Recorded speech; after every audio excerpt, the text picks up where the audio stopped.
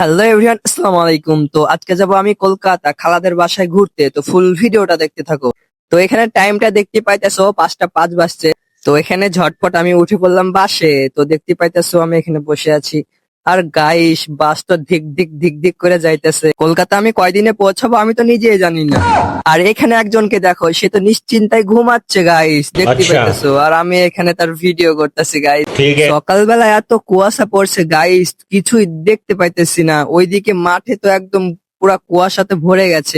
তারপর আমি চলে আসলাম চুনাখালীতে। দেখতে পাইতেছো অটোতে বসে আছি। তো দেখতে পাইতেছো এটা হচ্ছে চুনাখালী। তার একটু সামনে চলে যাবে মুর্শিদাবাদ স্টেশন।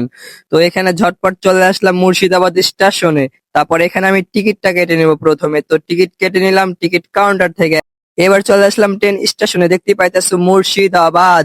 তো এখন আমাদেরকে বসে থাকতে হবে যে ট্রেন কখন আসবে। তো আমার ট্রেন আছে 8টা 9-এ আসবে। ততক্ষণ কি করা যায় গাইস, দেখতে পাইতেছো আমি একটু হাঁটতাছি এদিক দিয়ে।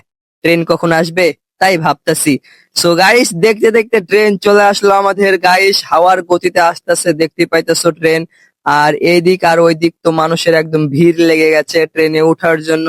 সো গাইস, দেখতে পাইতেছো, দেখতেছে আয় আয় ট্রেন।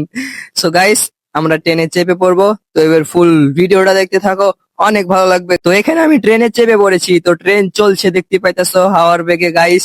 তো তারপর এখানে দেখতে দেখতে চলে আসলাম শিয়ালদা গাইস। দেখতে পাইতেছো এত মানুষের ভিড়। তো দেখতে পাইতেছো তার ভিতর আছি আমি। এই দেখো, আমার লজ্জা নাই বুঝছো যে ভিডিও করতেছি। অনেকজন তাকাইতেছে, বাব্বার রে ভিডিও করে নাকি। আরে হ্যাঁ গো ভাইয়া। তো দেখতে পাইতেছো মানে ভিড়ের মাঝে যাইতেছি।